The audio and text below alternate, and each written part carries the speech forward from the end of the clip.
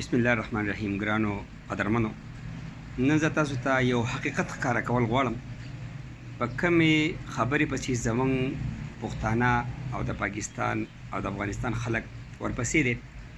زما مقصد د پیادو په چکر کې چې دا کم کسان یورپ ته تلل غواړي او هلته کې د یورپ خواهشمند دي، نو هغوی د پیادو د کمو پیسو په وجه باندې هغوی چې کوم دی دغه پیاده لارو انتخاب کوي ځان له.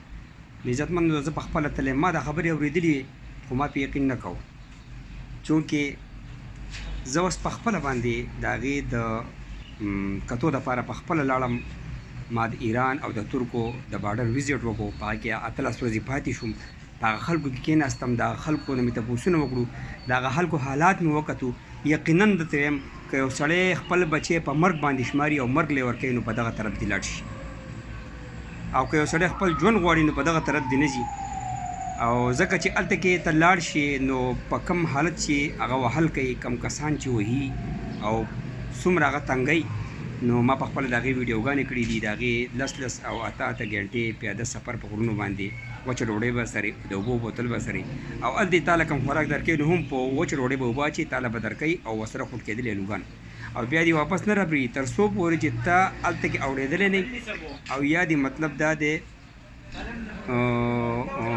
اورېدلی د هغو پیسې به ورکوي. او دویمه خبره دا چې بل په دې لارې کې که موږ وګورو نو یقینا خبره ده دومره د سختو لارې دي چې انسان پکې د بل سره د مدد کولو لایق نه دی. تاسو ته به زه په دې ویډیو کې وښیم چې ډېر مړي په دې لاره باندې پراته وو او کسانو پرېښودي دي، خپل ملګري دي، یا به چا روري یا به چا ملګری، او په دقه ځي پرېښودی، ساعت یې وتی دی، نو دی په دقه ځي مري، ختم شوی دی جي.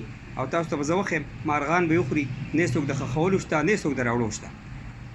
او هلته کې د ترکو بارډر کې چې کوم دی دومره سخته ده چې پوجیان دې ونیسي، سر او لاس خپې دله ماتوي، بیګونه دنه اخلي، موبایل دنه ماتوي، که پیسې سره هغه دنه اخلي، په هېڅ شان کې دې نه پرېږدي.